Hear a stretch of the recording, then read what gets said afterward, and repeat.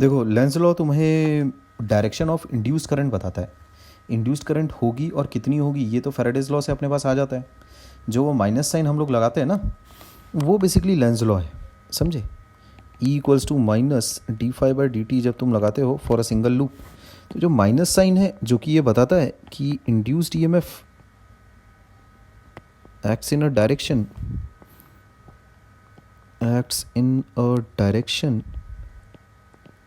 so as to oppose change in flux, है ना। ये वाला जो रूल है ये बेसिकली लेंस लॉ है। तो हम लोग फेराडेज लॉ जब पढ़ते हैं तो उसमें फेराडेज लॉ के साथ ही हम लोग वो लेंस लॉ का जो नेगेटिव साइन है उसको कंबाइन कर देते हैं।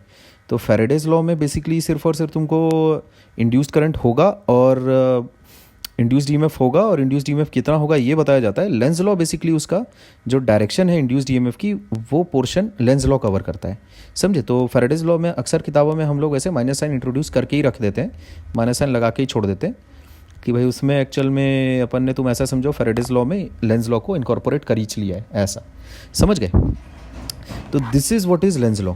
ये बेसिकली तुम्हारा लेंस लॉ है ना, समझ रहे हो बात। मतलब इंड्यूस्ड करंट की डायरेक्शन इस प्रकार की होगी सच दैट उसके द्वारा जो मैग्नेटिक फील्ड प्रोड्यूस होगी, मतलब कैसा रहता है, जैसे इसको मैं सादे से एग्जांपल के थ्रू अगर तुम्हें समझाऊं, जैसे मान लेते हैं एक मैग्नेट है, ठीक है क्या, इसकी एक मैग्नेटिक फील्ड है, ये मान लेते हैं ऐसा कॉइल से ऐसा, है ना, ये ऐसा चल रहा है, ठीक है, ये ऐसा है, क्लोज सर्किट है लेट से।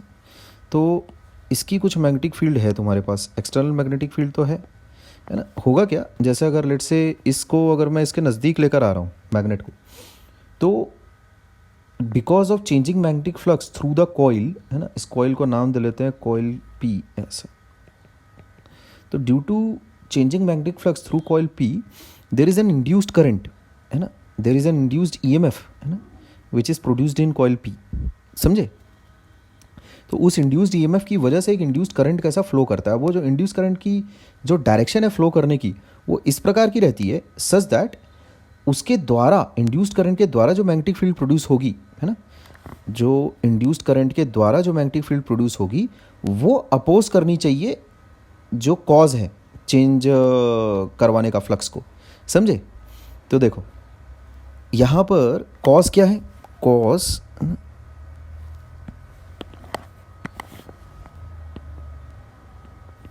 cause of changing flux through coil P, वो चीज़ क्या है, motion of magnet towards the coil, ठीक है। तो डायरेक्शन ऑफ इंड्यूस्ड करंट वो किस तरफ होगी,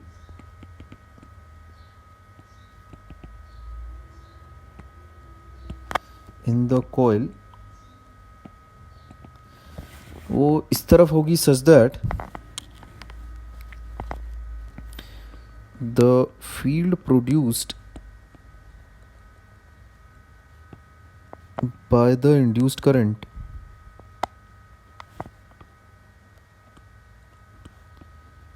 opposes the above cause,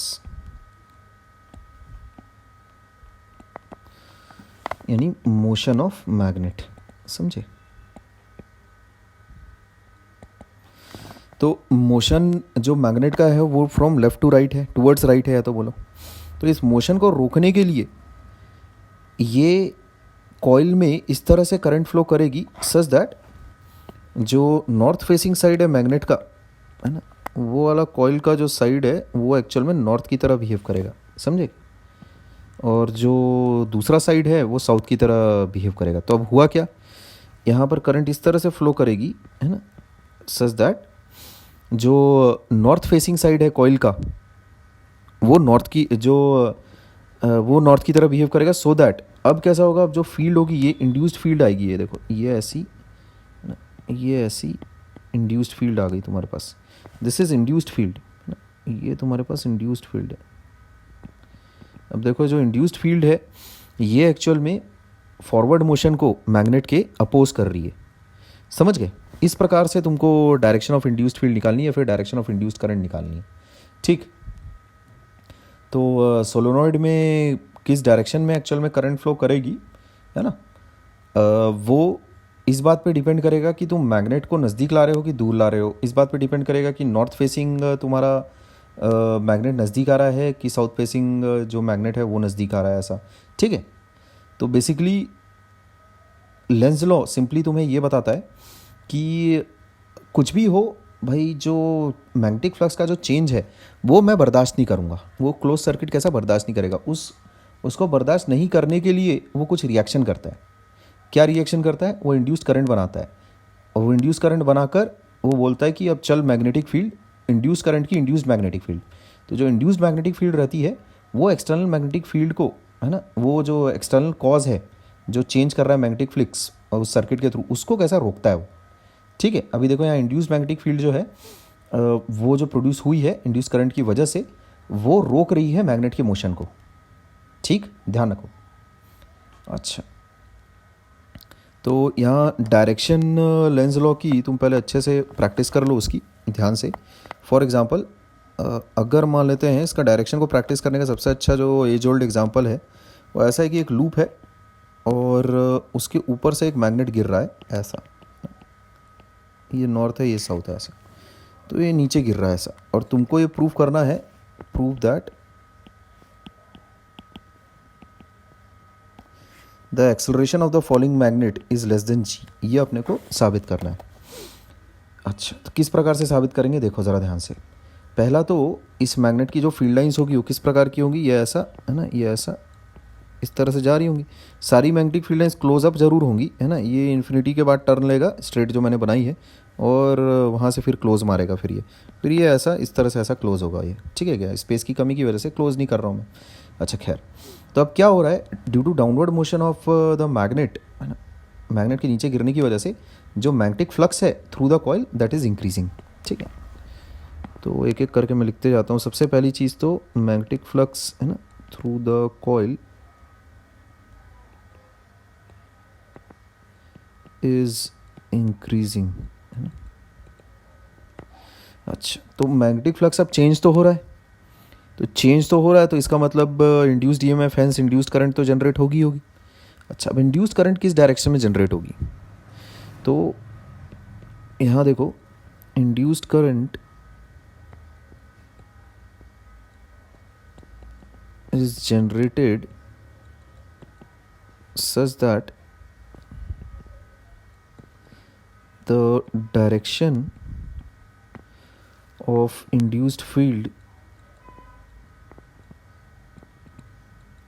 produced, है ना, by it opposes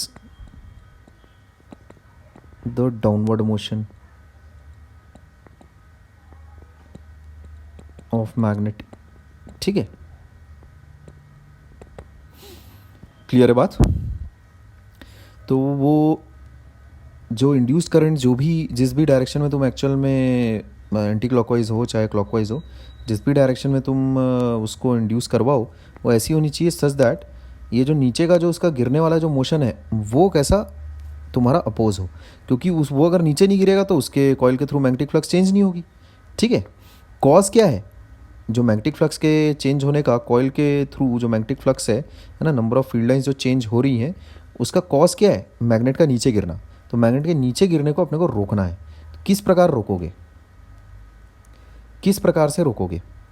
अब देखो, अपने को ये बहुत अच्छे से पता है कि अगर एंटी क्लॉकवाइज करंट अगर इसमें जनरेट हो गई, लेट से ऐसा नीचे से मैं देख रहा हूँ, है ना, नीचे से देखने पर लेट से मैं यहाँ से देख रहा हूँ ऐसा, है ना, ये ऐसा देख रहा हूँ, तो नीचे से देख रहा हूँ, तो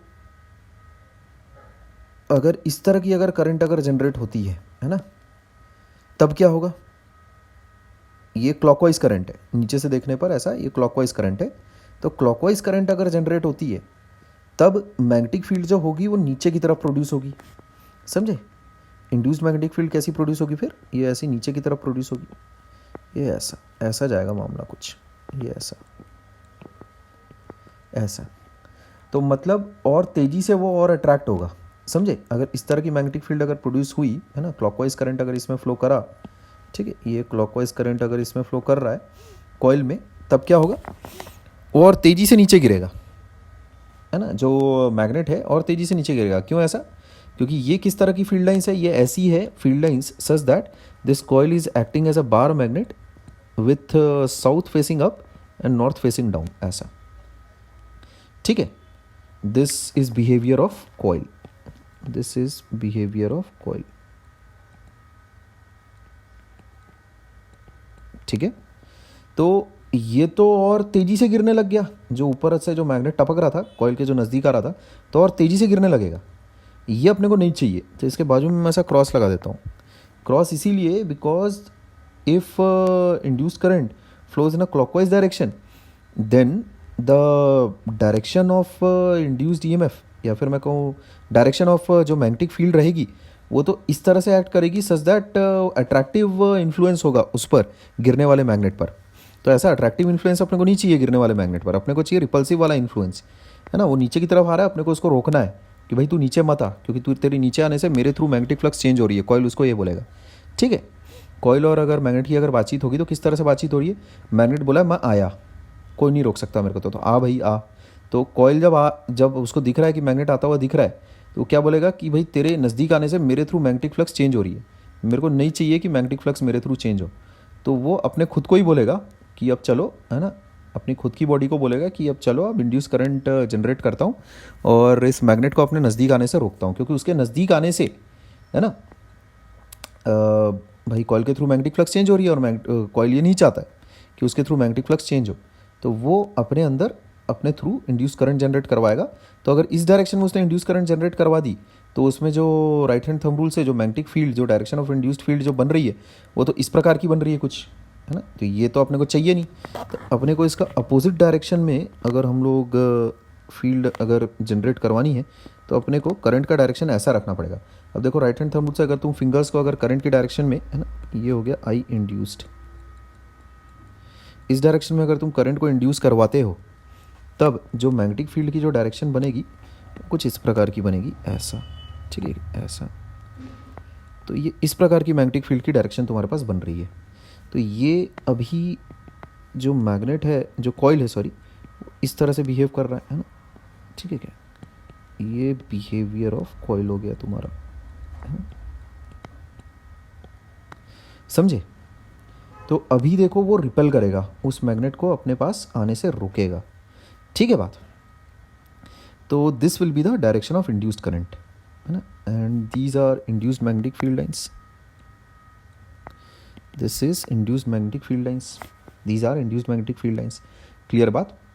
तो अब अगर गिरते हुए मैग्नेट पर, अब अगर ये अगर मान लेते हैं फॉलिंग मैग्नेट है, ठीक है क्या, तो ये उसका नॉर्थ पोल है, ये ऐसा साउथ पोल है ना, तो ये नीचे गिर रहा है, इसका कुछ वेट है mg मान लेते हैं, तो उस पर एक रिपल्सिव फोर्स लग रही है, समझे।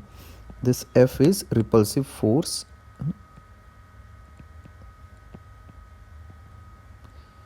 ऑफ कॉइल, है ना, due to induced magnetic field,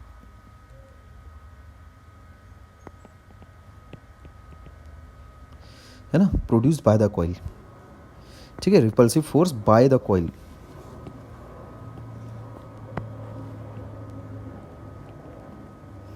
है ना, repulsive force by the coil due to induced magnetic field in it, है ना। अच्छा, तो अब क्या होगा, एक्सेलरेशन देखो, नीचे गिरता जो इसका एक्सेलरेशन है नीचे की तरफ, नेट फोर्स इस पर कितनी लग रही है, mg minus F, that is M A, इसका मतलब ए कितना हो जाएगा तुम्हारे पास, g minus F upon M, therefore A is less than g, hence proved, ठीक है। अच्छा, अभी देखो अगर मान लेते हैं वो जो गिरता हुआ मैग्नेट है वो उस लूप के थ्रू पास हो जाता है, तब क्या होगा, ठीक है। इससे तुम्हारी लेंस लॉ की अच्छी प्रैक्टिस हो जाएगी, फिर मैं कुछ और सवाल भी दे दूंगा तुम्हें लेंस लॉ वाले। तो डायरेक्शन की हम लोग प्रैक्टिस कर रहे हैं, उसके बाद ये भी देखेंगे कि कंजर्वेशन ऑफ एनर्जी से लेंस लॉ का क्या वास्ता है। वो भी सवाल बहुत बार पूछ लिया जाता है, मुझे याद है शायद लास्ट ईयर या फिर लास्ट ईयर पूछा गया था। ठीक है, खैर तो अभी फ़िलहाल हम लोग डायरेक्शन पर वर्कआउट कर रहे हैं। तो यहाँ देखो, अगर let's say if the falling magnet है ना passes through the coil, prove that A is less than G still। ठीक है, अभी भी एक्सेलरेशन जो उसका होगा वो एक्सेलरेशन ड्यू टू ग्रेविटी से कम ही होगा। जैसे अगर एक फ्रीली फॉलिंग बॉडी रहती है तो उसका एक्सेलरेशन क्या रहता है, जी रहता है।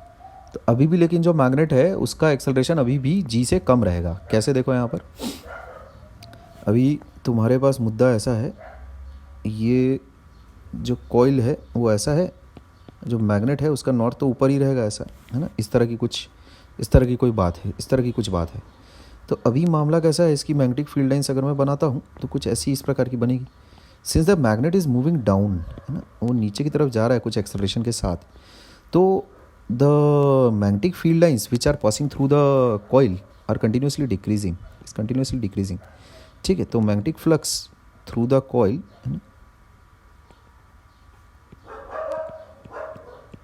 Is decreasing. ठीक है, तो अब जो डायरेक्शन ऑफ इंड्यूस्ड करंट होगा वो इस तरह से होगा ताकि उसके द्वारा प्रोड्यूस की गई मैग्नेटिक फील्ड यानी इंड्यूस्ड मैग्नेटिक फील्ड है ना इस मैग्नेट को रोके।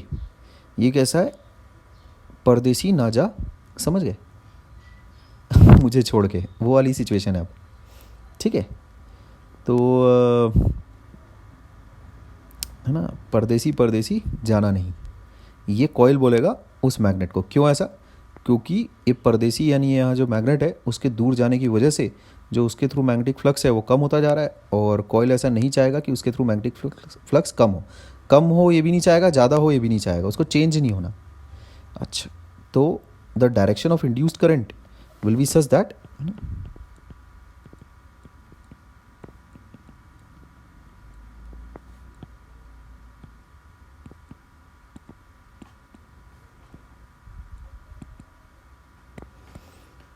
direction of induced magnetic field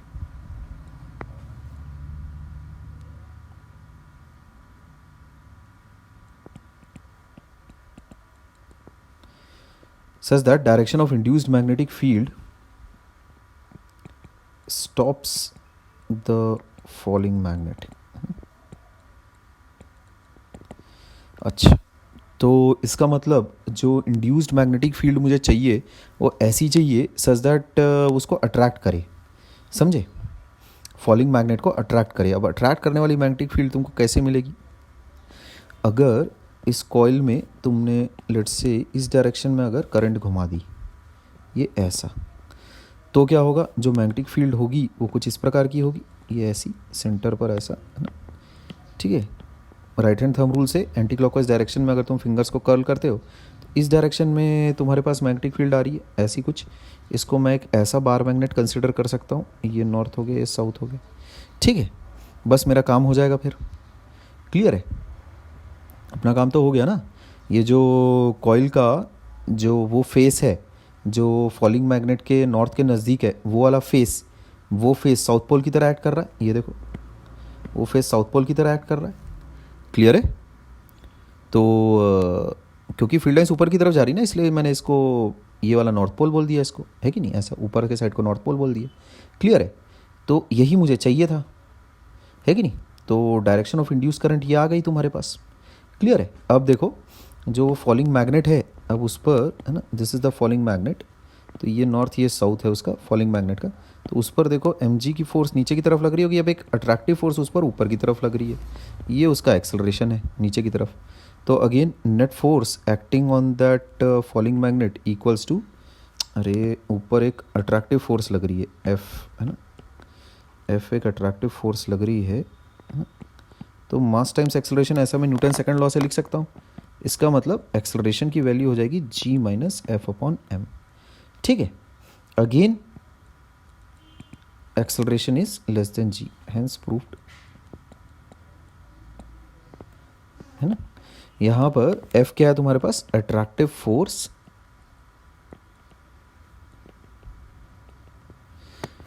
of coil, है ना, due to induced magnetic field, ठीक है।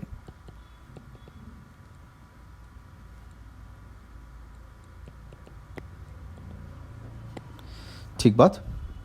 इंड्यूस्ड मैग्नेटिक फील्ड की वजह से, है ना, ये जो पिंक लाइन से मैंने बनाई है, ये इंड्यूस्ड मैग्नेटिक फील्ड बेसिकली उस गिरते हुए मैग्नेट को रोकने की कोशिश करेगी, ठीक है। अच्छा, तो मेरे ख्याल में इससे तो लेंस लॉ तुम्हें एकदम अच्छे से क्लियर हो गया होगा, डायरेक्शन कैसे निकाली जाती है। थोड़ा सा और प्रैक्टिस कर लेते हैं। लेट्स से अपने पास मान लेते हैं एक तुम्हें, है ना, मैग्नेट दिया जाए, उसका नॉर्थ पोल ऐसा है, साउथ ऐसा है, उसको दूर ले जाया जा रहा है, और ये तुम्हारे पास एक ऐसा कॉइल रखा हुआ है ऐसा। तो अब तुम्हें ये बताना है कि ये वाली पोलैरिटी कौन सी होगी, ठीक है, ये तुम्हें बताना है।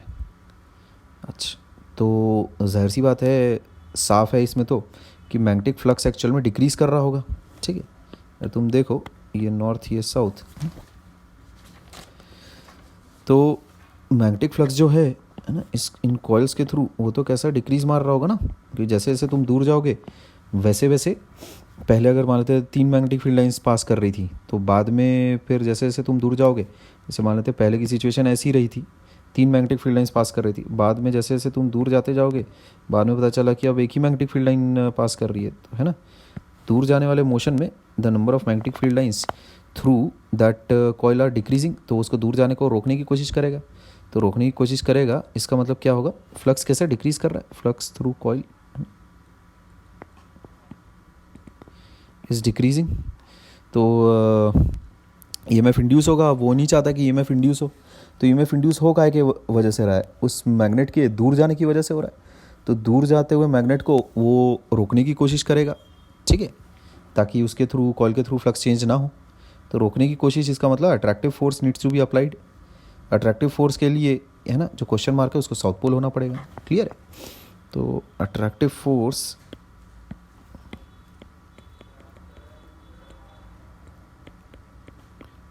needs to be applied to the magnet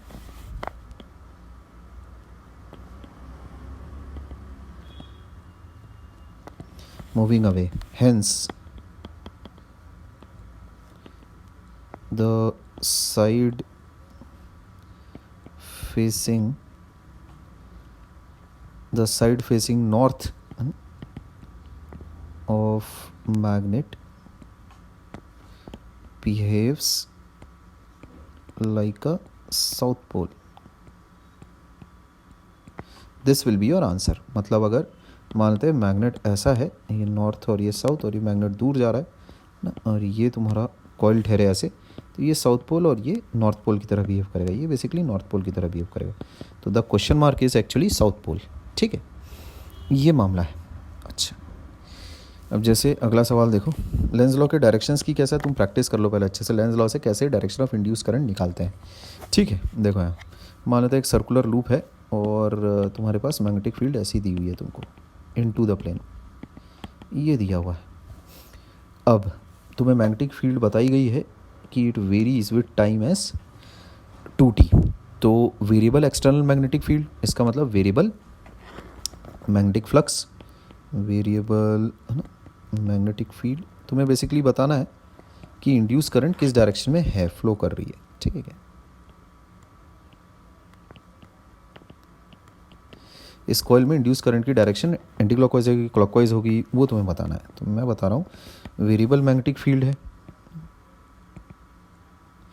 ना, इसका मतलब, और वो भी कैसा है, इंक्रीजिंग है, क्योंकि टाइम तो धीरे धीरे बढ़ता जाएगा, तो 2t भी बढ़ता जाएगा, तो वेरिएबल मैग्नेटिक फील्ड इंक्रीजिंग है। तो मेरे को ऐसा बनाना है, इंड्यूस्ड मैग्नेटिक फील्ड कैसी होनी चाहिए, इसके इफेक्ट को नलीफाई करे, है ना। तो वेरिएबल मैग्नेटिक फील्ड है, इंक्रीजिंग है, तो एक्सटर्नल मैग्नेटिक फील्ड है मेरे पास इनटू द प्लेन,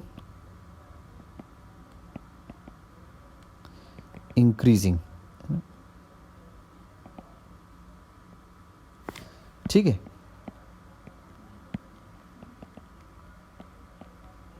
ना। इनटू द प्लेन मेरे पास इंक्रीजिंग है, तो अगर मैंने एंटी क्लॉकवाइज, अगर मैंने क्लॉकवाइज करंट अगर घुमाई तो वो भी इनटू द प्लेन हो जाएगा, इंड्यूस मैग्नेटिक फील्ड भी इनटू द प्लेन हो जाएगा। तो इसका मतलब है ना, induced magnetic field must be out of the plane, है कि नहीं, to oppose the above external field increasing, है कि नहीं, जिसकी वजह से मैग्नेटिक फ्लक्स चेंज हो रहा है कि नहीं भाई। उसी एक्सटर्नल मैग्नेटिक फील्ड जो कि बढ़े जा रही है 2T अंदर की तरफ into the plane of the paper, उसी को तो अपने को रोकना है। तो इंड्यूस्ड मैग्नेटिक फील्ड अपने को किस तरफ चाहिए, अपने को चाहिए out of the plane of the paper. अब out of the plane of the paper के लिए अपने को एंटी क्लॉकवाइज करंट घुमानी पड़ेगी, है कि नहीं। तो यहाँ लिख लेते हैं, therefore anti clockwise current is required to produce out of the plane field। ठीक बात, एंटी क्लॉकवाइज करंट अपने को चाहिएगी, है ना। एंटी क्लॉकवाइज करंट हम लोगों को चाहिए रहेगा to produce out of the plane field.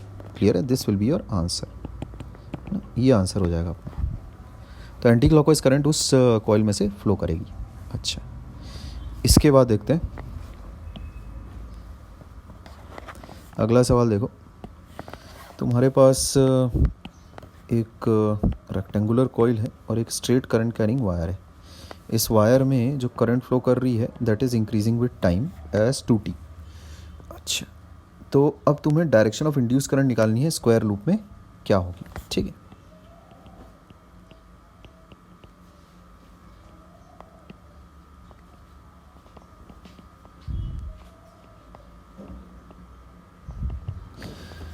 तो यहाँ मुझे पता है कि अगर ऐसा स्ट्रेट करंट कैरिंग कंडक्टर है तो इसकी वजह से जो मैग्नेटिक फील्ड होगी, है ना, वो कैसी होगी तुम्हारे पास, किस तरह की प्रोड्यूस होगी, इनटू द प्लेन होने वाली है कि नहीं,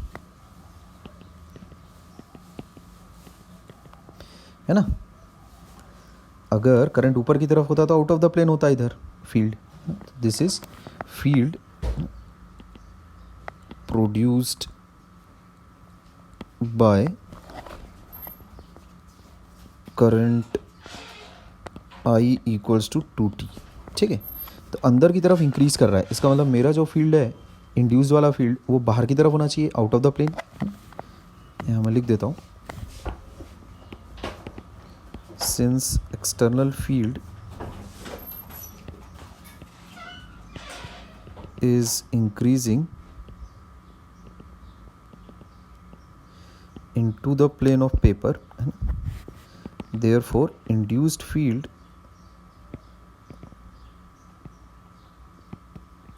must act out of the plane, ठीक है, टू काउंटर बैलेंस। अपोज लिख दो, कहाँ काउंटर वाउंटर, ठीक है, टू अपोज, है ना, टू अपोज इट, ठीक है। Induced field must act out of the plane to oppose external field, है ना।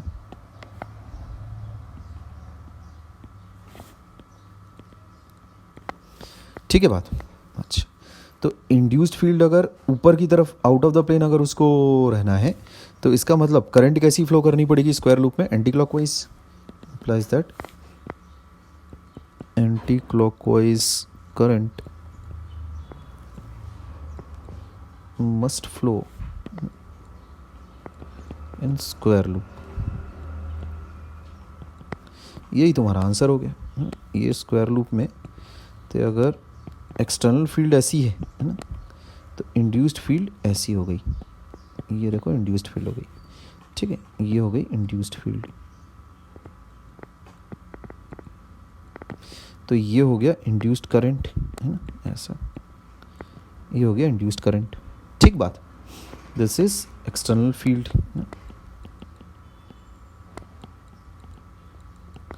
क्लियर है बात है? तो यही मेरा आंसर है। तो anti clockwise current flows in the square loop. अच्छा, अब कई बार कैसा होगा कि अगर मान लेते हैं थोड़ा सा, अगर उसने झुचकाने वाले सवाल अगर तुम्हें दिए, मान लेते हैं इस सिनेरियो में, जैसे यहाँ देखो ऐसा कुछ अगर तुम्हारे पास सीन है ना, करंट देखो इसमें इनटू द प्लेन फ्लो कर रही है, ठीक है। अच्छा, और तुमसे ऐसा बोला जा रहा है कि अगर करंट को इंक्रीज़ किया जाएगा तो बताओ डायरेक्शन ऑफ इंड्यूस्ड करंट किधर रहेगी, है ना।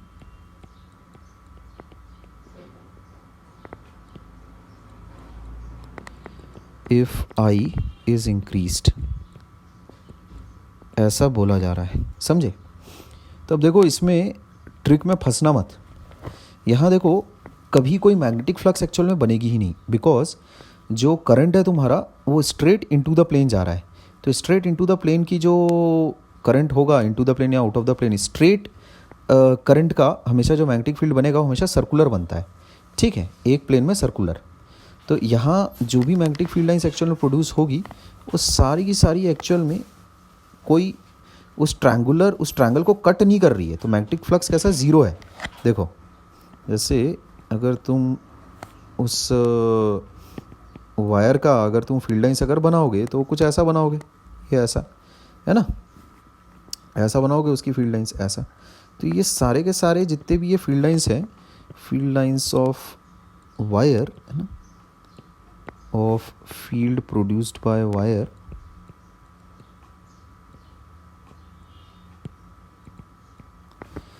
are tangential to the triangular loop, समझे। they do not cut, ठीक है क्या, मतलब वो जो ट्रायंगुलर लूप है उसको कट नहीं कर रहे हो, समझ गए। वो सारा का सारे जितने भी फील्ड लाइंस है वो सारा का सारा एक ही प्लेन में। इसको जैसे अगर एक इंसान नीचे से अगर देख रहा होगा, मान लेते हैं जैसे ये एक प्लेन है ऐसा, इसको देखो मैं 3D में दिखाता हूँ तुमको मामला क्या चल रहा है। जैसे मान लेते हैं ये एक प्लेन है तुम्हारे पास ऐसा कुछ, लेट से ये एक प्लेन है, तो ये तुम्हारा ट्रायंगल है, मान लेते हैं इस प्लेन में ये एक ट्रायंगल लाई कर रहा है ऐसा, और ये वायर है मेरा, ये लेट से वायर है ऐसा, समझ गए, ये ऐसा वायर है। तो जो हिस्सा नीचे है वायर के उसको मैं डॉटेड लाइन से बना के दिखा देता हूँ ऐसा, डॉटेड, समझ गए क्या। अच्छा, तो फील्ड लाइंस कैसी दिखाई देगी, देखो वो इस प्रकार की दिखाई देंगी, ये ऐसा, ये ऐसा, ऐसा इसी प्लेन में दिखाई देंगे वो, समझ गए। तो none of the field lines actually cut through the triangular loop, तो फ्लक्स इज ज़ीरो, ठीक। नो डाउट उसमें मैग्नेटिक फील्ड लाइंस कैसा बढ़ी है, बट फ्लक्स तो पहले भी जीरो था बाद में भी जीरो है, क्लियर है। तो इवन दो, है ना,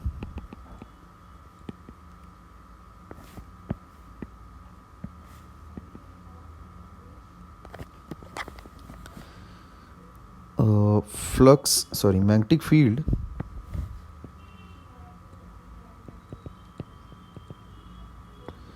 increases on increasing the current, but initial flux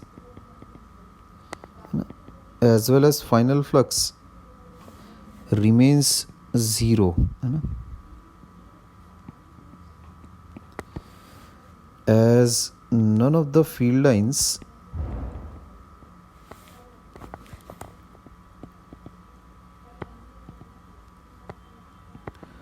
will ever cut through, ये कट थ्रू वाला word this is very important, है ना।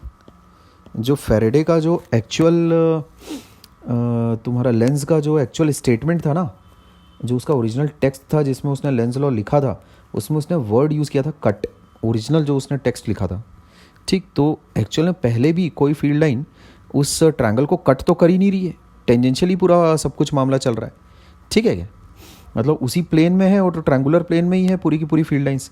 कोई भी फील्ड लाइन ऐसा कट नहीं कर रही है ट्रायंगुलर प्लेन को, समझ गए। कोई फील्ड लाइन अगर ऐसी रहती ना, ये ऐसा नीचे से निकल कर ऐसा, नीचे से निकल कर ऐसा पास कर रही होती प्लेन में से, ऐसा कट कर रही होती, ऐसी कोई फील्ड लाइन एक्चुअल में प्रेजेंट नहीं है तुम्हारे पास, है ना। तो पहले भी कोई फ्लक्स नहीं था, मतलब फ्लक्स क्या है, कि एक पर्टिकुलर प्लेन में से कितनी फील्ड लाइंस कट करके गुजर रही है, ऐसा। ठीक है क्या? तो none of the field lines will ever cut through, है ना, द ट्रायंगुलर प्लेन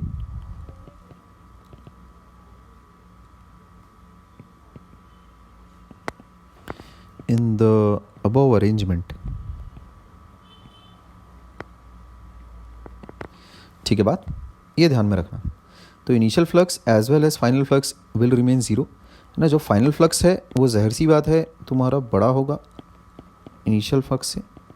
ठीक है क्या? सॉरी, क्या बोल रहा हूँ मैं, मैग्नेटिक फील्ड जो है वो भले बढ़ गई है, but flux through the triangular loop वो तो ज़ीरो ही है। ठीक, तो मैग्नेटिक फील्ड एक्चुअल में फाइनल जो है ना, फाइनल मैग्नेटिक फील्ड, है ना, is greater than initial magnetic field. Number of field lines in the plane of the triangular loop have increased, but actual में वो कैसा है कि कोई भी फील्ड लाइन वो कट नहीं कर रही है ट्रायंगुलर प्लेन को, समझे।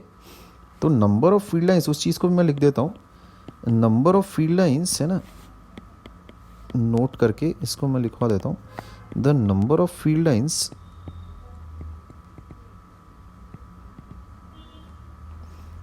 have increased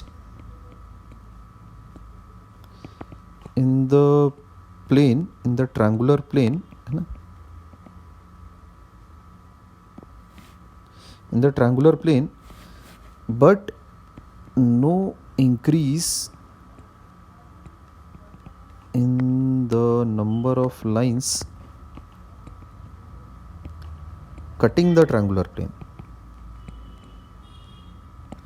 ठीक, जो नंबर ऑफ लाइंस जो एक्चुअल में ट्रायंगुलर प्लेन को कट कर रही हैं, उन लाइंस में कोई बदलाव नहीं आ रहा है। ठीक है बात, है ना। तो इसीलिए पहले भी, क्योंकि कोई लाइन कट करने वाली नहीं थी, इसलिए पहले भी फ्लक्स जीरो था, बाद में भी फ्लक्स जीरो है, तो change in flux is also zero, है ना। तो फ्लक्स इनिशियल बराबर फ्लक्स फाइनल बराबर ज़ीरो है। इसका मतलब मैं बोल सकता हूँ चेंज इन फ्लक्स, है ना, वो भी ज़ीरो है। इसका मतलब इंड्यूस्ड करंट वो भी ज़ीरो है। This is our answer. ठीक है बात, ये अपना आंसर रहेगा। अच्छा, इसी के जैसा देखो, मैं और एक दो तुमको दिखा देता हूँ अच्छे से, ताकि कन्फ्यूजन ना रहे। जैसे कि अब मान लेते हैं तुम्हारे पास एक स्ट्रेट करंट कैरिंग वायर है ना, ये ऐसा करंट इसके थ्रू जा रही है, और तुम्हारे पास एक कॉइल है ये ऐसा, जो कि रोटेट मार रहा है ना, ये इस एक्सिस के अबाउट, इस एक्सिस के अबाउट मान लेते हैं कॉइल का रोटेशन चालू है।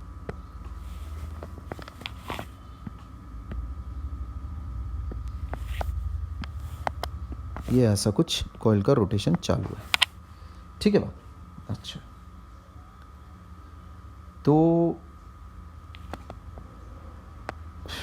अभी तुम अगर मैं मान लेते हैं ऐसा बोलता हूँ कि अगर करंट अगर इंक्रीज अगर करी जाती है, then direction of induced current कितना होगा इस स्क्वायर लूप में। तो यहाँ तुम देखो कि जो मेरे पास मैग्नेटिक फील्ड लाइंस हैं, है ना, वो कैसा सर्कुलर है, समझ गए भाई। जो मैग्नेटिक फील्ड लाइंस हैं वो तो सर्कुलर है ना, जो स्ट्रेट करंट कैरिंग वायर है उसकी तो फील्ड लाइंस जो बनेगी वो सर्कुलर बनेगी। अच्छा, अगर मैं मान लेते हैं करंट को अगर बढ़ाता हूँ, तो जितनी फील्ड लाइन पहले गुजर रही थी उतनी बाद में भी गुजरेंगी, समझ रहे हो। ऐसा नहीं होगा कि फील्ड लाइंस बढ़ जाएंगी। ठीक भाई, जितनी फील्ड लाइन पहले गुजर रही थी उतनी बाद में भी गुजरेंगी। बस अभी की जो फील्ड लाइन है वो मतलब कैसा होगा कि अभी वहाँ पर फील्ड स्ट्रेंथ बढ़ जाएगी तुम्हारी। ठीक है क्या? अभी जो तुम्हारे पास नया जो फील्ड स्ट्रेंथ बनेगी वो नो डाउट बड़ी होगी, है ना।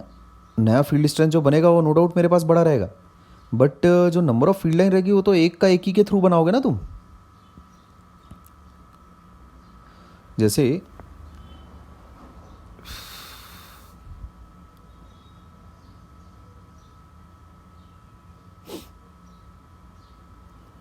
यहाँ देखो जो अपने पास अरेंजमेंट है ज्योमेट्री का, ये ऐसा है कुछ, ये तुम्हारा करंट कैरिंग वायर है और ये तुम्हारे पास ये ऐसा थोड़ा दूर कर लिया मैंने उसको, ये वायर है।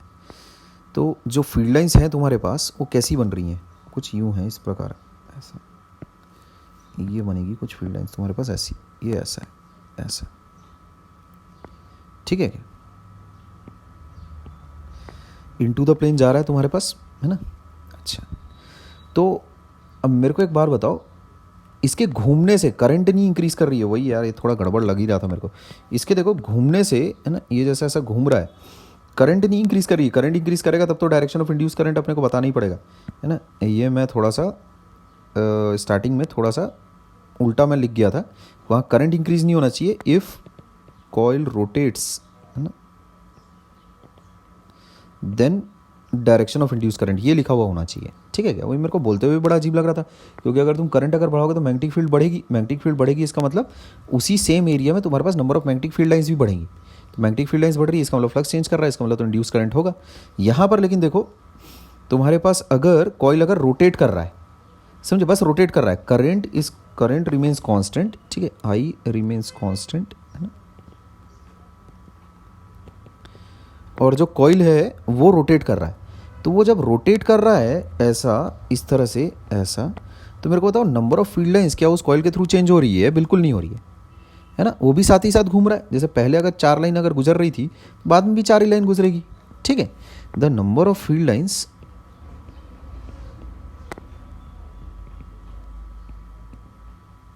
do not change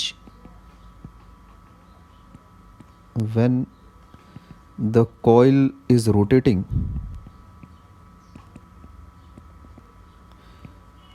about the wire, है ना? तो since the number of field lines is not changing, इस बार अभी जीरो नहीं है, पहले के केस में मैग्नेटिक फ्लक्स ही जीरो था, इनिशियल फाइनल दोनों, लेकिन अभी इनिशियल फ्लक्स समान है ना फाइनल फ्लक्स के, नॉन जीरो है बट इनिशियल और फाइनल समान है, इसीलिए change in magnetic flux is zero, therefore induced current जो होगा, है ना, induced current will B zero, ठीक है? ये अपना आंसर है, ठीक है बात, ये अपना आंसर रहेगा। तो यहाँ पर तुम देख सकते हो कि जो number of magnetic field lines है वो क्योंकि कॉइल के थ्रू चेंज नहीं कर रही है, इसीलिए तुम्हारा जो भाई फ्लक्स है वो चेंज ही नहीं कर रहा है एक्चुअल में, ठीक है? अब जैसे मान लेते हैं तुम्हारे पास ये, अब मेरे को डायरेक्शन ऑफ इंड्यूस करंट इधर बताओ फटाफट, है ना? ये लेट से एक मैग्नेट है ना, ये मान लेते हैं एक मैग्नेट है, ये ऐसा, ये स्पीड v से इधर जा रहा है, और जो कॉइल का सेटअप है ये तुम्हारा स्पीड v से ये भी इधर जा रहा है। तो क्या इसके थ्रू फ्लक्स नहीं है क्या? कॉइल के थ्रू क्या कोई फ्लक्स नहीं है?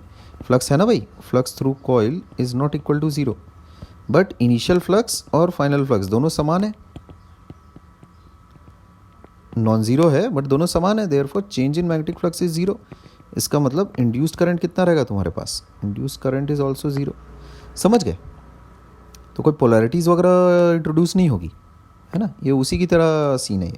यहाँ पर भी तो तुम्हारे पास मैग्नेटिक फ्लक्स तो है ना, मैग्नेटिक फ्लक्स तो एसोसिएटेड है कॉइल के साथ, पर वो चेंज नहीं हो रहा है असल में। अच्छा देखो एक और एक तुमको एग्जांपल दिखाएं, अगर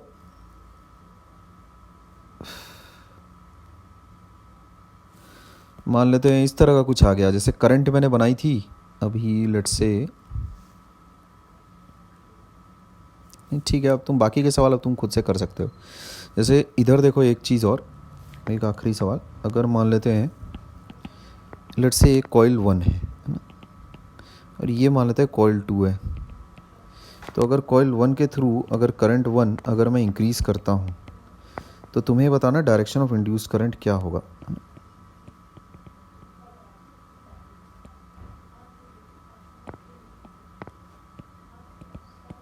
ठीक है, ये बताना है।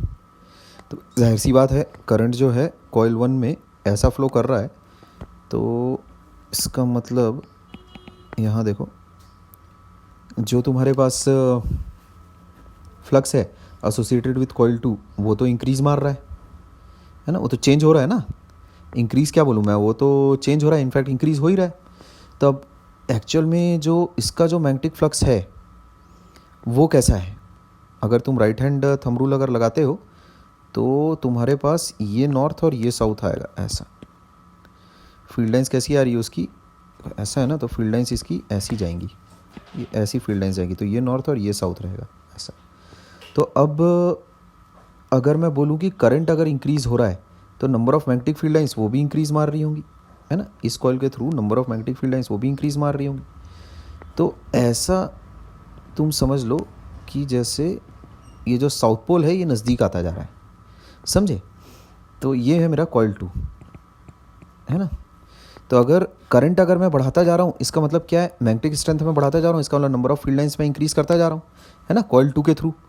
तो ये एक्सटर्नल फील्ड है, दिस इज एक्सटर्नल फील्ड, है ना, ये एक्सटर्नल फील्ड है मेरी, ठीक है। अब अगर एक्सटर्नल फील्ड ऐसी है तो इंड्यूस्ड फील्ड कैसी होगी, इसको अपोज करने वाली चाहिए, एक्सटर्नल फील्ड वो भी इंक्रीजिंग, है ना। तो अब इंड्यूस्ड फील्ड कैसी होनी चाहिए इस कॉइल 2 के थ्रू, वो ऐसी हो जाएगी, ये कॉइल 2 है तो इंड्यूस्ड फील्ड होनी चाहिए ऐसे ही उल्टा उसका, ये हो जाएगा मेरा इंड्यूस्ड फील्ड ऐसा, ये हो जाएगा मेरा इंड्यूस्ड फील्ड, समझ गए। तो डायरेक्शन ऑफ करंट इससे निकाल सकते हैं अपन, वो चीज़ आ जाएगी मेरे पास ये ऐसा कुछ, ठीक है। This is the direction of induced current.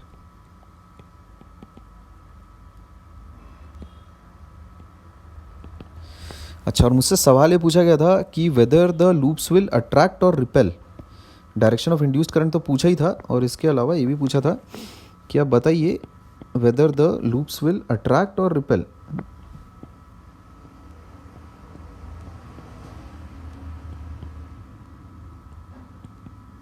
Loops will attract और रिपेल, तो उसमें जाहिर सी बात है कि अभी देखो ये जो कॉइल नंबर 2 है वो किस तरह से बिहेव कर रहा है, वो ऐसा बिहेव कर रहा है, ये नॉर्थ साउथ, और जो एक्सटर्नल जो तुम्हारा जो तुमने लगा के रखा है वो ऐसा है, समझ गए क्या, कुछ इस प्रकार का है, तो उसको रिपेल ही करेगा वो, है ना।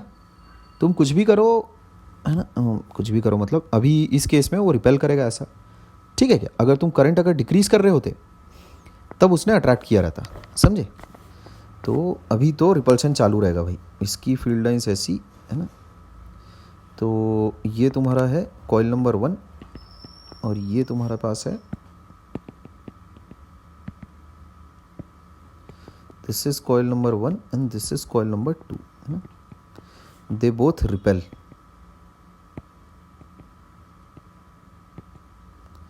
Each other due to induction.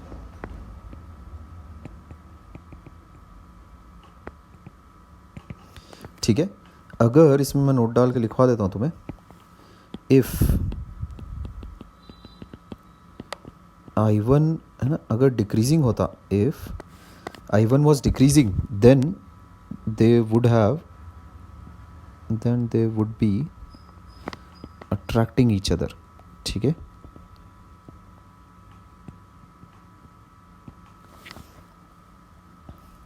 Clear है, इस चीज़ का ध्यान रखना, है ना।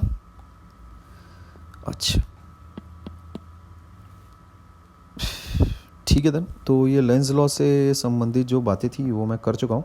डायरेक्शन होपफुली तुम्हें क्लियर रहेंगी इससे कि इंड्यूस करंट की कैसे बतानी है, ठीक है।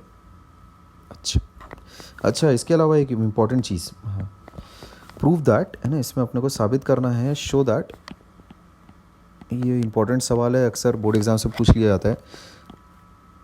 Lenz law is a consequence of conservation of energy, है ना। ठीक है, ये चीज़ अक्सर पूछ ली जाती है, तो इसको देख लो, समझ लो अच्छे से।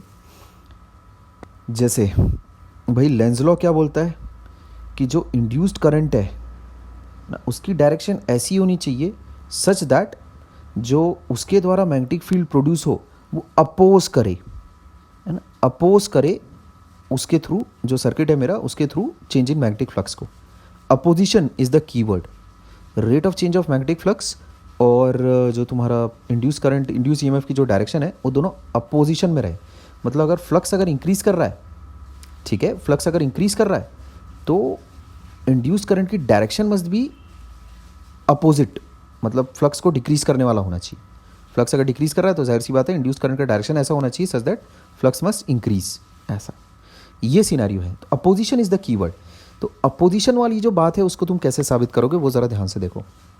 अगर मान लेते हैं मेरे पास एक कॉइल ऐसा रखा है, ऐसा सादा कॉइल, और ये मान लेते हैं मैं इस बार मैग्नेट को इसके नज़दीक लेकर आ रहा हूँ, तो होगा क्या, थोड़ी देर के बाद मुझे एक्स्ट्रा एफर्ट लगाना पड़ेगा। क्यों ऐसा? क्योंकि ये नॉर्थ पोल की तरह बिहेव करेगा और साउथ पोल की तरह बिहेव करेगा, एकदम 100%। ये तो कुदरत का नियम है, ठीक है, ये कुदरत का लॉ है कि वो अपोजिशन तो मेरे को मिलेगा। भाई मेरे को एक्स्ट्रा एफर्ट लगाना पड़ेगा, ये मैं ये ऑब्जर्व कर रहा हूँ, ऐसा है ना। इसको लॉजिकली कैसा एक एक करके लॉजिकल सीक्वेंस के साथ इसको बिल्डअप करते हैं इस प्रूफ को। देखो यहाँ पर फटाफट 2 लाइन में हो जाएगा वैसे। भाई एक्स्ट्रा एफर्ट तुमको लगाना पड़ेगा, ये ऑब्जर्वेशन है। तो ये जो एक्स्ट्रा एफर्ट तुम लगा रहे हो, ये वाली एनर्जी एक्चुअल में कहाँ जा रही है, कहाँ अपीयर हो रही है। जैसे अगर मैं ऐसा कहूँ कि भाई मेरे द्वारा 100 जूल एक्स्ट्रा लगाया गया, जब कैसा सब कुछ स्टिल था तब सारी एनर्जी वगैरह सब कुछ जीरो है, mechanical energy of the system पूरा सब कुछ ख़त्म है, फिनिश है। अब क्या हो रहा है, मैं एनर्जी, जैसे मैंने अगर मान लेते हैं लेट्स से इसको मैं कांस्टेंट स्पीड के साथ कैसा लेकर आ रहा हूँ, ऐसा इस मैग्नेट को अगर देखा जाए तो ये कांस्टेंट स्पीड के साथ मान लेते हैं आ रहा है, ठीक है क्या, v स्पीड के साथ लेट्स से ये ऐसा आ रहा है, इसको ऐसे बिल्डअप करो। अच्छा अब क्या हो रहा है, मेरे को इस पर फोर्स लगानी पड़ रही है, किस डायरेक्शन में, इस डायरेक्शन में, इस डायरेक्शन में फोर्स लगानी पड़ रही है in order to maintain the constant speed of the magnet. Force needs to be applied to maintain the constant speed of magnet।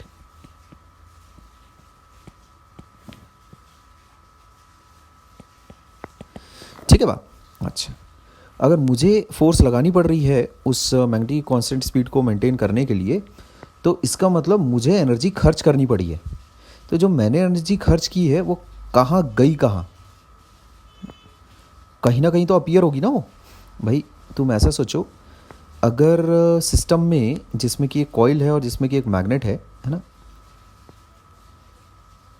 अच्छा उस सिस्टम में फिर तुम भी हो, ठीक है क्या, क्योंकि तुमने एक्चुअल में एनर्जी खर्च की है, तो वो जो तुम्हारा मैग्नेट है वो एक्चुअल में, अच्छा रुको देखो एक सेकंड, है ना, इसको ऐसे बिल्डअप करो, हाँ ठीक है ऐसे बिल्डअप करो। अगर मान लेते हैं यहाँ पर कॉइल नहीं होता, तो ये जैसे अगर तुम इसको कांस्टेंट स्पीड से अगर लेकर जा रहे हो, तो इसको कांस्टेंट स्पीड से लेकर जाते रहने के लिए क्या तुम्हें कोई एक्स्ट्रा एनर्जी खर्च करनी पड़ती, नहीं करनी पड़ती। अभी एक एक्स्ट्रा एनर्जी तुमको खर्च करनी पड़ रही है, उसको कांस्टेंट स्पीड से मूव करते रहने के लिए तुमको फोर्स लगानी पड़ रही है in the direction of motion. इसका मतलब तुमको एनर्जी खर्च करनी पड़ रही है, एक्स्ट्रा एनर्जी, ठीक है। तो जो ये एक्स्ट्रा एनर्जी तुमने खर्च की, ये गई कहाँ है, कहीं ना कहीं तो ये अपीयर हुई होगी ना, कहीं ना कहीं तो भाई इस सिस्टम में कहीं ना कहीं तो उसको अपीयर होना पड़ेगा, क्लियर है। तो जो एनर्जी तुमको खर्च करनी पड़ी है, ठीक है, वो एज सच तुम्हारा इलेक्ट्रिकल एनर्जी के फॉर्म में अपीयर होती है, समझ रहे हो। वो जो कॉइल है उसमें जो करंट फ्लो करता है, ठीक, वो एक्चुअल में तुम्हारा कैसा इलेक्ट्रिकल एनर्जी उस फॉर्म में अपीयर होती है। इसी स्टेटमेंट को देखो मैं और अच्छे तरीके से बोल सकता हूँ, और अच्छे तरीके से बेहतर बिल्डअप इसको कर सकता हूँ। देखो कैसे, बहुत ही प्यारे तरीके से देखो, इसको ऐसा करते हैं अपन कि इसमें कैसा एनर्जी कंजर्वेशन कैसा वायलेट हो जाए तुम्हारा, ठीक है। बेसिकली जो लेंज रूल है कि डायरेक्शन ऑफ इंड्यूस्ड करंट को, है ना, अपोज करना चाहिए, जो चेंज इन मैग्नेटिक फ्लक्स है वो अपोजिशन वाला जो रूल है वो देखो किस तरह से बिल्डअप होगा। अभी अब मेरा फाइनल स्टेटमेंट आ रहा है, ठीक है क्या। अब देखो कैसा,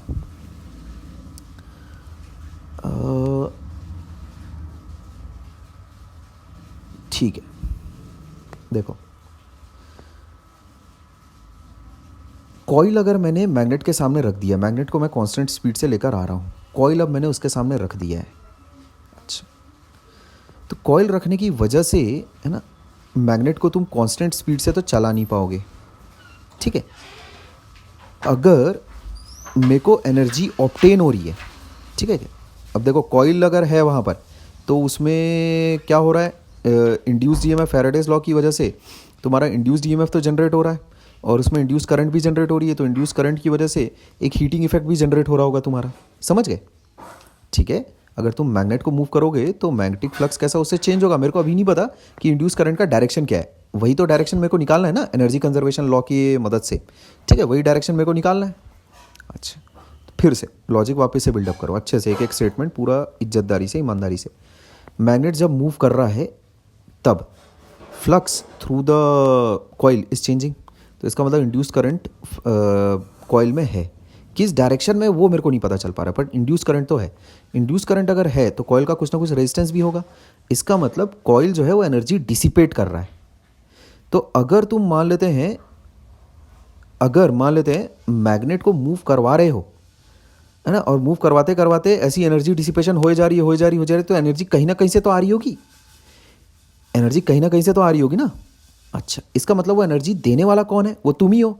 मैग्नेट की तो अपनी खुद की कोई एनर्जी है नहीं, तुम्हारी एनर्जी है वो, तो इसका मतलब तुम्हें वर्क करना पड़ेगा, तुम्हें मैग्नेट को एनर्जी ट्रांसफ़र करनी पड़ेगी, तभी एनर्जी कंजर्वेशन का जो रूल है वो कैसा वायलेट नहीं होगा। देखो फिर से मैं तुम्हें बताता हूँ और 2-3 बार और बताऊँगा बहुत अच्छे तरीके से, ठीक है क्या? सबसे पहली बात, मैग्नेट को जैसे मैं मूव कर रहा हूँ तो कॉइल के थ्रू मैग्नेटिक फ्लक्स चेंज हो रहा है। अगर कॉइल के थ्रू मैग्नेटिक फ्लक्स चेंज हो रहा है तो ये बात शर्तिया तय है कि इंड्यूस करंट तो होगा कॉइल में। अगर कॉइल में इंड्यूस्ड करंट होगा, इसका मतलब जो कॉइल है उसमें हीटिंग इफेक्ट अपने को ऑब्जर्व करने को मिलेगा, जो 10वीं कक्षा में अपन ने पढ़ा है I² RT वाला। तो एनर्जी तो डिसिपेट हो रही भका भक, ठीक है क्या? अच्छा, अभी ये एनर्जी आ कहाँ से रही है? अगर तुम मान लेते हैं कांस्टेंट स्पीड से मूव करवाते जा रहे हो, है ना, मैग्नेट को कॉइल की तरफ, तो इसका मतलब एनर्जी डिसिपेट होती जाएगी, तो बड़ा अच्छा हो गया, अपने को एक इन्फिनिट सोर्स ऑफ एनर्जी मिल गई है। तो अगर मैं ऐसा बोलता हूँ कि मेरे को एनर्जी मिल रही है मैग्नेट से, अभी 3 चीज़ें हैं, एक तो मैग्नेट है, एक कॉइल है और एक तुम खुद हो। अगर मैं ऐसा बोलूँगा कि मेरे को एनर्जी मिल रही है मैग्नेट से, तो एक तो तुमको कॉइल से भी एनर्जी मिल रही है, एक तुमको एनर्जी मैग्नेट से भी मिल रही है, तो मिल ही रही है, मतलब एनर्जी मिलते जा रही है। अचानक से एनर्जी क्रिएट हो गई है, ऐसा क्रिएट नहीं होता है, ठीक है क्या? ऐसा क्रिएट नहीं हो सकता एनर्जी, है ना, हवा में।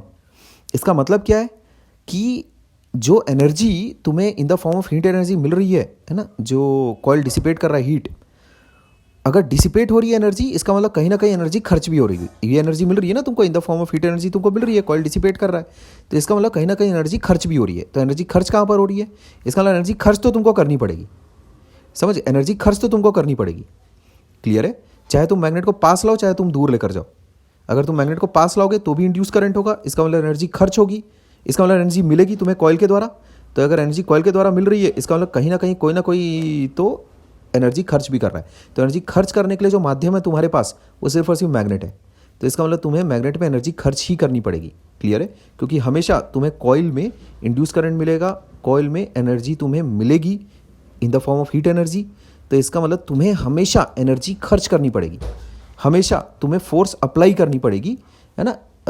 अगर मान लेते हो तुम नज़दीक आ रहे रहोगे तो तुमको उसी सेम स्पीड से, है ना, अगर वो नज़दीक आना है तो तुम्हें एनर्जी खर्च करनी पड़ेगी in the direction of motion of the magnet. ठीक है, एनर्जी तो तुम्हारी हमेशा खर्च होगी। क्यों ऐसा? क्योंकि भाई तुमको जैसे अब मैं ऐसा कैसे बोल सकता हूँ कि भाई डायरेक्शन ऑफ इंड्यूस्ड करंट इससे कहाँ से पता चल रहा है, क्या हो रहा है, कैसे पता चल रहा है अपने को?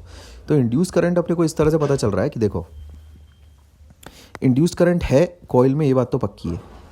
अभी मुझे वर्क करना पड़ रहा है इस मैग्नेट पर। अगर मुझे वर्क करना पड़ रहा है, इसका मतलब जो मुझ पर जो फोर्स लग रही है वो पीछे की तरफ लग रही है ना। अगर मुझे मैग्नेट को एनर्जी सप्लाई करनी पड़ रही है, इसका मतलब मैग्नेट मुझ पर पीछे की तरफ फोर्स लगा रहा है। मैग्नेट मुझ पर पीछे की तरफ फोर्स लगा रहा है, इसका मतलब ये नॉर्थ पोल है और ये साउथ पोल है। समझ गए क्या? ठीक है, फिर से देखो, बिल्डअप करते हैं डायरेक्शन। यहाँ देखो, मान लेते हैं मैग्नेट नज़दीक आ रहा है, मान लेते हैं मैग्नेट नज़दीक आ रहा है, ऐसा, ये कॉइल है, ये ऐसा। अच्छा, तो मैग्नेट नज़दीक आ रहा है, इसका मतलब कॉइल के थ्रू मैग्नेटिक फ्लक्स चेंज कर रहा है। इसका मतलब कॉइल में इंड्यूस करंट है, कॉइल में इंड्यूस करंट है, इसका मतलब हीटिंग इफेक्ट है कॉइल में, तो कॉइल एनर्जी डिसिपेट कर रहा है, मेरे को एनर्जी ऑब्टेन हो रही है, ये इन the form of heat energy, energy मेरे को ऑब्टेन हो रही है, ऐसा हीट एनर्जी मेरे को ऑब्टेन हो रही है।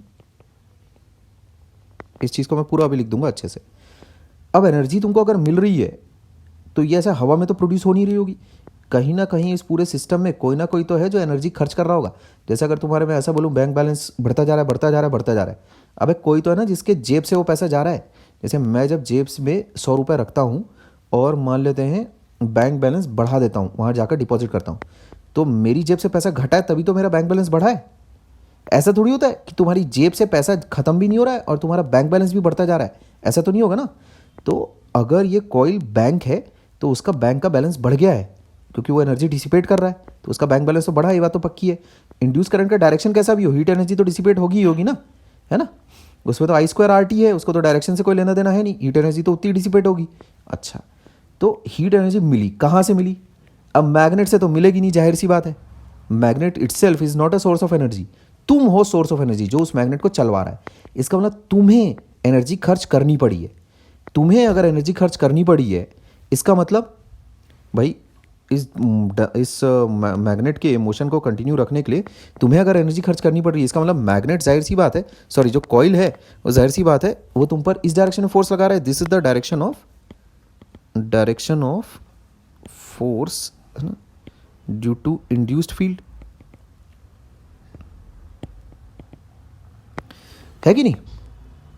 तभी तो तुम्हें एनर्जी खर्च करनी पड़ रही है। अगर मान लेते हैं तुम्हें एनर्जी ऑब्टेन होती तो जिस डायरेक्शन में तुम धक्का लगा रहे हो उसी डायरेक्शन में वो इंड्यूस्ड फील्ड भी तुम्हें धक्का लगाती, तब तो मैं ऐसा बोलता कि एनर्जी ऑब्टेन हो रही है। अपन धक्का लगाया जा रहा है और अपने को सपोर्टिंग मिल रहा है, कॉइल की तरफ से अपने को सपोर्टिंग इन्फ्लुएंस है, ऐसा तो है नहीं। कॉइल अपने को सपोर्ट थोड़ी कर रहा है। कॉइल अपने को क्यों सपोर्ट नहीं कर रहा है? बाय एनर्जी कंजर्वेशन, ये अपन ने साबित कर दिया है। क्योंकि हीट एनर्जी अगर कॉइल में डिसिपेट हो रही है तो जाहिर सी बात है मेरी, जो कि एक्सटर्नल एजेंट जिसको मैं बोल रहा हूँ, मेरी एनर्जी खर्च हो रही होगी मैग्नेट को मूव करवाने में। अगर मेरी एनर्जी मैग्नेट को मूव करवाने में खर्च हो रही है, इसका मतलब मैग्नेट मुझ पर अपोजिट डायरेक्शन में फोर्स लगा रहा है। जिस डायरेक्शन में मैग्नेट को मूव कर रहा हूँ उस डायरेक्शन में अपोजिट डायरेक्शन में मैग्नेट मेरे पर फोर्स लगा रहा है। अगर अपोजिट डायरेक्शन में मैग्नेट मुझ पर फोर्स लगा रहा है तो ये डिटरमिन हो गया कि ये नॉर्थ है और ये साउथ है कि नहीं। इसका मतलब the direction of induced current will be such that your efforts are nullified, ताकि तुम जिस डायरेक्शन में एफर्ट लगा रहे हो, जैसे अगर तुमने मान लेते तुम जिस डायरेक्शन में कोशिश कर रहे हो कुछ करने की, उस डायरेक्शन को वो जो तुम्हारा इंड्यूस्ड मैग्नेटिक फील्ड है वो हमेशा उसके अपोजिशन में खड़ा रहेगा हमेशा। जैसे तब क्या होगा, मान लेते हैं अगर तुमने लेट्स से मैग्नेट अगर तुम दूर लेकर जा रहे होते ऐसा, समझे, तब क्या होता। लेट्स से ये तुम्हारा कॉइल है, तो अगर तुम मैग्नेट को दूर लेकर जा रहे हो तो magnetic flux associated with the coil is changing, increasing decreasing या भाड़ में, वैसे तो डिक्रीज कर रहा है पर is changing, magnetic flux is changing, तो इसका मतलब इंड्यूस करंट होगा, इसका मतलब हीटिंग इफेक्ट प्रोड्यूस होगा। अब कैसा है, हीट एनर्जी डिसिपेट हो रही है। अगर हीट एनर्जी डिसिपेट हो रही है तो कहीं ना कोई ने तो इसके बैंक में बैलेंस डाला है, तभी तो इसका बैंक बैलेंस बढ़ गया है। हीट एनर्जी डिसिपेट हो रही है ना, तुम्हें एनर्जी ऑब्टेन हो रही है, इसका मतलब किसी ना किसी ने तो एनर्जी खर्च की है। अब वो एनर्जी खर्च करने वाला कौन है? मैं ही तो हूँ। इसका मतलब मेरे को एनर्जी खर्च करनी पड़ रही है। इसका मतलब जाहिर सी बात है मैग्नेट जो है वो मुझ पर किस डायरेक्शन में फोर्स लगा रहा होगा। देखो मैं मैग्नेट को पीछे लेकर जा रहा हूँ और मेरे को और एनर्जी लगानी पड़ी और एनर्जी खर्च करनी पड़ रही है। इसका मतलब मैग्नेट मुझ पर जाहिर सी बात है ऐसी फोर्स लगा रहा होगा। This is the force due to induced magnetic field.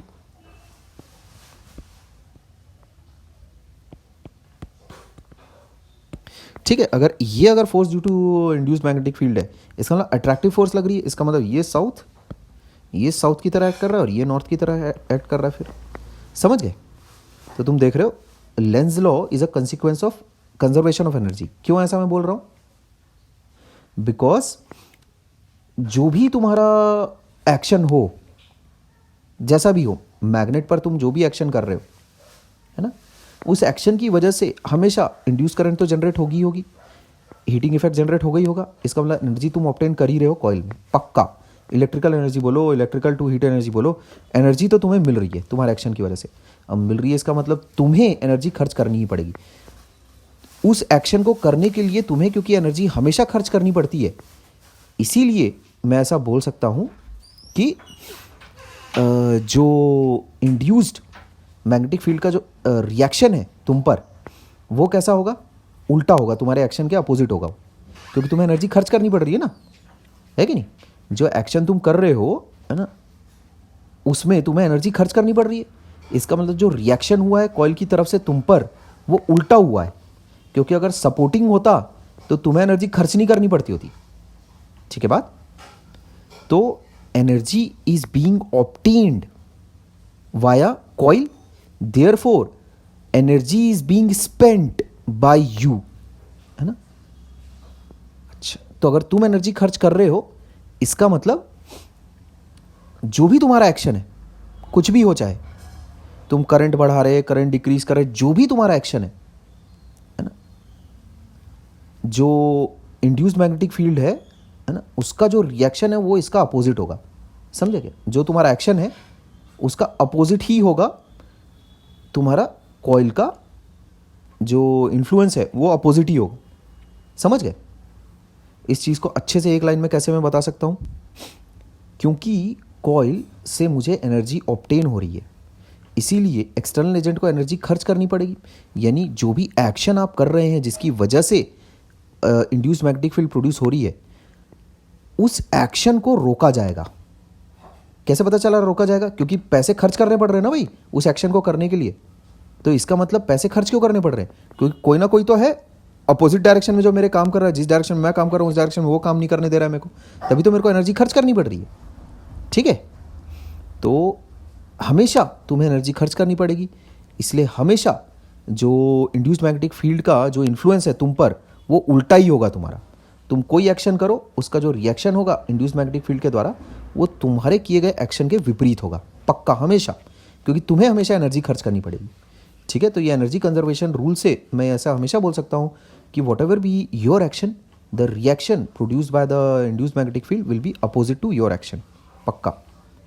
ठीक है बात? तो इस तरह से मैं ऐसा बोल सकता हूँ कि the direction of induced magnetic field, है ना, will be such that your actions, है ना, which are causing the change in magnetic flux, which is causing the which is generating the induced magnetic field, your actions will be counterbalanced, the induced magnetic field will try to negate your action। तो ये तुम्हारा भाई, ये तुम्हारा explanation है कि Lenz law तुम कैसे बोल सकते हो कि is a consequence of conservation of energy.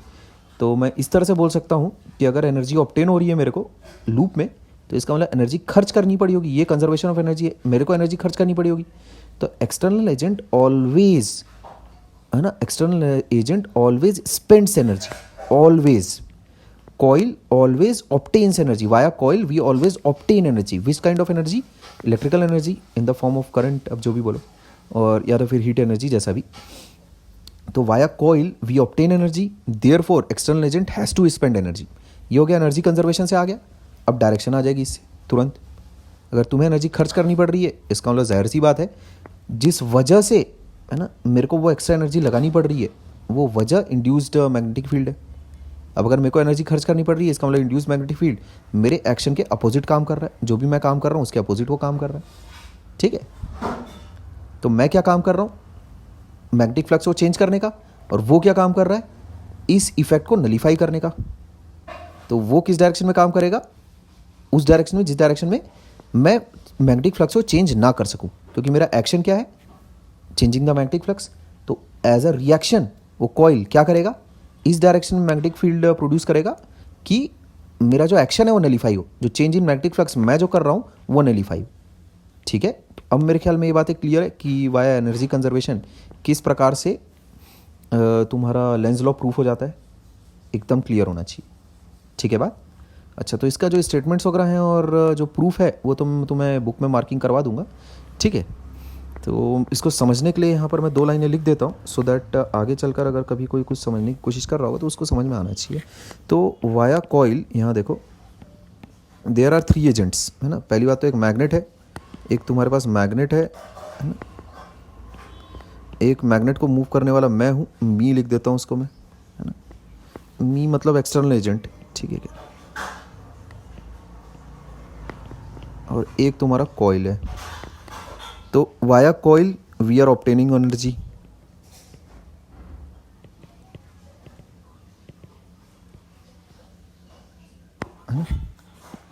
अभी मैग्नेट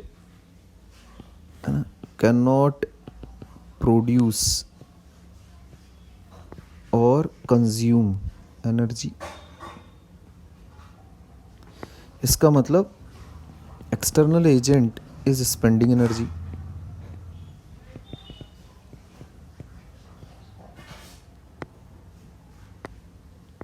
ये पक्की बात है via energy conservation.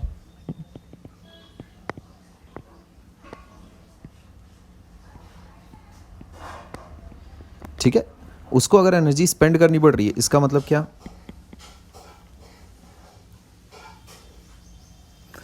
Energy is being spent to counter, है ना, the induced magnetic field effect.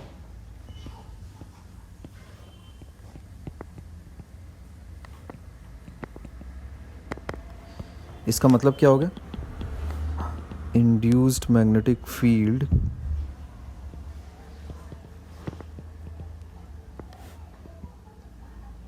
will always counter the action of external agent।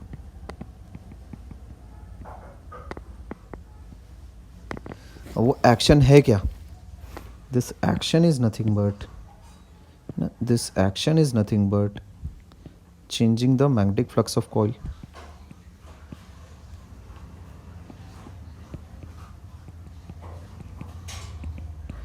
इसका मतलब मैं क्या बोल सकता हूँ,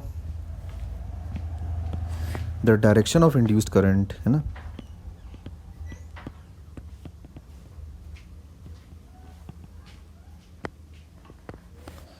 producing induced magnetic field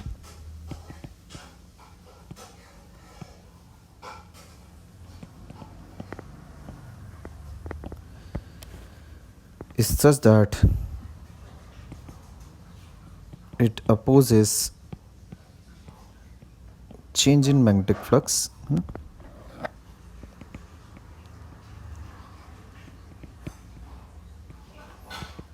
through the coil, है ना, through it, through the coil, जो भी तुम बोलो, through it, है ना, coil लिख देता हूँ अच्छे से, तुम समझ जाओगे ज़्यादा बेहतर तरीके से।